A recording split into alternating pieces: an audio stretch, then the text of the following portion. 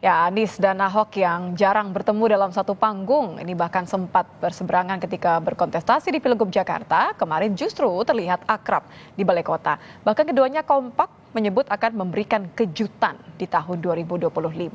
Kejutan apa yang akan dibuat keduanya? Kita akan bahas bersama dengan pendukung Anies Baswedan yang juga produser Jakarta Melayu Festival, Gays Khalifa, serta Agung Baskoro, Direktur Eksekutif Trias Politika Strategis. Selamat petang, Bang Gays, Mas Agung.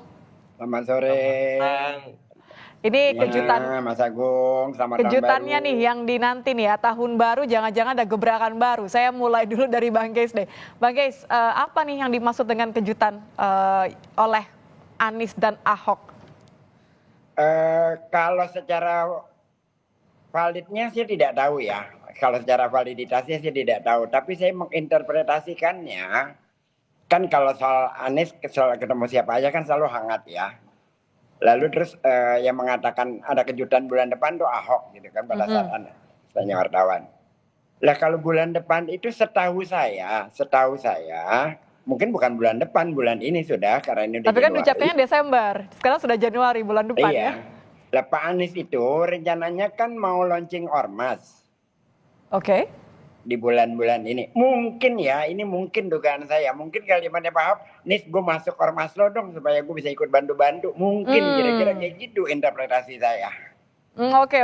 Mas Agung sudah mulai tersenyum-senyum nih. Jangan-jangan bisikannya sama. Informasi yang beredar gimana Mas Agung? Jangan-jangan betul tadi timelinenya cocok. Mau bikin ormas, ketemu Ahok dulu. Dalam konteks apa nih bantuannya Ahok nanti?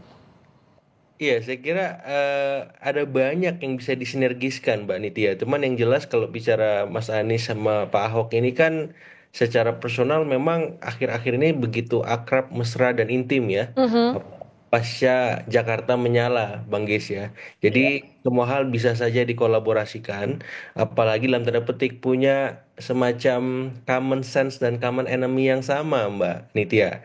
Ya, apakah itu atas nama dalam tanda petik kekuasaan ya, dan ini berada di seberang di sana seperti itu, sehingga memang ketika mereka bersama otomatis ada banyak hal bisa dikerjakan, ada banyak hal bisa dikolaborasikan, dan itu semua masuk di akal ya, make a sense gitu. Jadi apakah dalam bentuk ormas, apakah di PDIP, apakah bisa dalam bentuk ya person by person activities gitu. Jadi yang jelas saya kira sangat dinantilah kejutannya apa, dan bayangkan Anies dan Ahok gabung itu gokil banget pasti.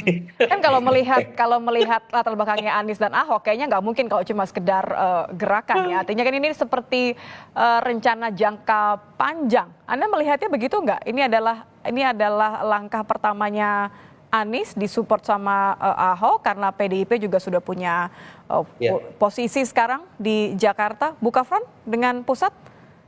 iya, saya kira dalam politik nggak ada yang jangka panjang banget Mbak Nitya ya. Semuanya pendek, taktis, dan strategis gitu. Jadi kalau misalkan diarahkan 2025, saya kira ya sangat masuk di akal kalau misalkan ketika Mas Anies membentuk Ormas, maka Pak Ahok akan membackup sebagaimana Mas Anies membackup Pak Pram dan Pak Rano ya, seperti itu, sehingga apapun yang nanti dikedepankan oleh keduanya, saya kira itu salah satu arahan yang positif ya, karena biar bagaimanapun dua orang ini kan punya basis massa yang berbeda ya, Nah, sehingga kalau dua orang ini saling bersama bersatu itu bagus juga buat kohesi sosial politik kita secara nasional, dan sedikit banyak bisa menginspirasi ya bahwa rekonsiliasi nasional atas nama apapun sangat mungkin dilakukan, karena apa ya, tidak ada yang abadi, tidak ada yang apa ya, yang ya, berbeda satu sama Mas lain Agung dalam bisa katakan politik gitu ya. sebagai pihak netral ya, tapi saya balikin ke Bang Ges deh. Bang Ges, kalau sebagai pendukungnya Anies, rela nggak nih kalau nanti,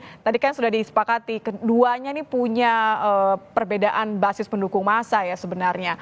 Akan seperti apa kalau melihat nanti benar-benar Anies dan Ahok akan satu, katakan saja ideologinya bisa dimiripkan begitu ya, Bang Saya Ges? kira tidak, Anies dengan Ahok itu secara ideologi tidak punya persoalan, tidak punya perbedaan ya.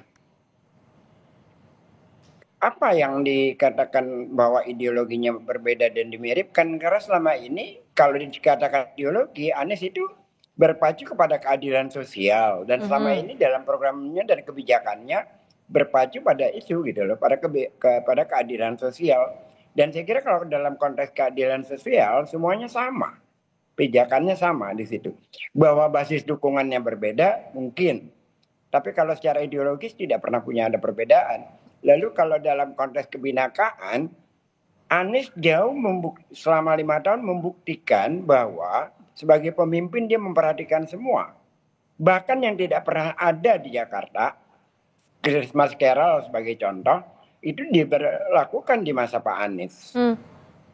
Lalu telur Paskah di lapangan Banteng, lalu apa? Jadi kalau Bang pohon Geis, Natal maaf saya potong Bang tertinggi Geis. di masa Jadi Pak kalau Anies. Anda melihat dengan dua latar belakang seperti ini yang sama-sama memang punya posisi yang sangat penting sebagai Gubernur Jakarta, kira-kira nanti pintu yang cocok akan masuk nih, pintu kejutannya, apakah jangan-jangan di pemerintahannya Mas Pram nanti? Enggak, kalau itu kan Mas Pram akan menjadi gubernur dan Mas Pram juga sudah paham apa yang diinginkan oleh Pak Anies dan akan dilanjutkan. Saya kira itu tidak memerlukan ini langkah-langkah dari Anies langsung lah. Mas Pram sendiri sudah, saya yakin dan percaya dia paham apa yang harus dilakukan. Jadi kejutannya bukan itu ya, kalau Saya menurut kira Anda? tidak ya. Kalau soal DKI itu, Mas Pram itu punya kemampuan, punya kapasitas untuk melaksanakan berbagai program yang selama ini sudah dilakukan oleh beberapa gubernur sebelumnya. Tentunya program-program yang baik ya. Mas Agung, jadi kalau tadi Bang Geis bilangnya katanya pintunya bakal beda nih, kejutannya kemudian lebih ke ormas. Apakah Anda merasa hal yang sama? Ini bukan pintu yang akan dibuka oleh Mas Pram, tapi kira-kira apakah ini akan seberapa lama ya keakraban ini akan terjadi? Iya, magnitude politiknya ketika Pak Anies dan Pak Ahok ini bareng di 2017 sudah terbukti menggemparkan Indonesia, Mbak Nitya, Bang Geis ya. Ada jutaan orang kumpul di Jakarta seperti itu. Jadi Pak Anies juga ketika Pilpres punya basis dukungan yang cukup solid 26%. Itu konversinya 40 juta orang, Mbak Nitya. Belum lagi Pak Ahok ya. Kalau kita mengasumsikan secara praksis kuantitatif seperti itu. Tapi saya melihat memang dua basis massa yang berbeda itu, ya kalau kita bicara cross tabulasi survei, itu Mas Anies selama ini identik dengan massa Islam perkotaan, ya, kelas menengah terdidik, kemudian orang-orang yang kritis dengan pemerintah seperti itu. Begitupun dengan Pak Ahok, basis massanya masih massa nasionalis ya, orang-orang yang juga kritis dengan pemerintahan, kemudian juga kita tahu bahwa afiliasi partainya jelas ya, PDIP. Nah, kalau Mas Anies kan sebelumnya terafiliasi dengan teman-teman koalisi perubahan yang diatasnamakan PKS, PKB, dan Nasdem ya. Cuman kan ketiga partai itu sudah berbalik arah, berbalik badan, dan akhirnya sekarang Mas Anies bicara atas nama dirinya sendiri. Nah, jadi kedua basis massa itu yang akhirnya saling melengkapi, saling beririsan seperti itu atas nama memang mengkritik pemerintah seperti itu ya. Dan saya kira ketika dua orang ini bareng, ya saya merasa demokrasi kita akan aman-aman dan baik-baik saja mestinya. Kalau Karena melihat Mas Agung, maaf saya potong. Kalau ya, melihat tadi karakternya Mas Anies yang memang berkesan untuk mengkritisi pemerintah, kalau nanti dua-duanya kompak, apakah ini ada justru malah tendensi membuat renggang antara yang didukung oleh Anies sekarang, gitu ya, melihat keakraban dengan Ahok dengan pemerintah pusat? Justru saya lihat ini dalam konstruksi yang luas, Mbak Nitya ya. Jadi politik kita secara nasional justru. Jadi ketika bicara Anies dan Ahok ini magnitudenya bukan hanya Jakarta, tapi juga Indonesia seperti itu ya. Jadi ketika mereka bareng otomatis banyak hal-hal positif yang bisa dikolaborasikan, utamanya tadi ya, menjalankan peran-peran check and balances. Kita tidak lagi merujuk atas nama partai, tapi bisa juga tadi ormas misalkan, pribadi-pribadi atas nama keduanya ya, Anies dan Ahok seperti itu, karena basis massa mereka punya dalam terpetik loyalis yang tulen ya Bang Geis ya, anak Aba dan Ahokers ini kan luar biasa ini. Kebayangkan kalau duanya berkolaborasi, kalau bahasa anak milenial ujung 90-an itu fusion ya, jadi bahasa Dragon Ball Mbak Nitya ya, itu join gabung. Bayangkan fusion politik itu energinya sangat besar. Super saya berapa itu ya? Anak Aba dan Ahoker bareng seperti itu dalam konteks bicara konstruksi politik nasional. Nah, saya berharap ini bisa diarahkan secara positif, sinergis gitu, supaya apa? Supaya ya politik kita, demokrasi kita, dan hal-hal positif tentang pemerintahan ke depan itu masih bisa terlaksana ya, karena memang kita konstruksi sistem kita kan mayoritas hari ini didominasi oleh koalisi pemerintah ya, dan koalisi di luar pemerintah itu kesepian tuh PDIP-nya, dan kalau misalkan di situ ada Pak Ahok, Pak Anies dan bapak-bapak yang lain aktif juga membantu Jadi teman-teman justru ini PDIP. malah bisa mengisi demokrasi begitu ya. Persis Sepakat nggak? sekali. Sepakat nggak Bang Geis? Kalau justru malah kolaborasi ini, meskipun tadi lagi-lagi ya Anda mengatakan ideologinya tidak pernah berbeda, hanya masa pendukungnya saja yang berbeda. Kalau betul nanti ada kolaborasi dalam bentuk apapun kejutannya, Anda melihat bahwa ini adalah sesuatu yang baik. Sangat baik, sangat positif ke depannya ya. Karena kolaborasi semacam ini kan penting ya. Yang kedua, saya kira kita harus menarik batas terhadap kekuasaan yang semena-mena gitu.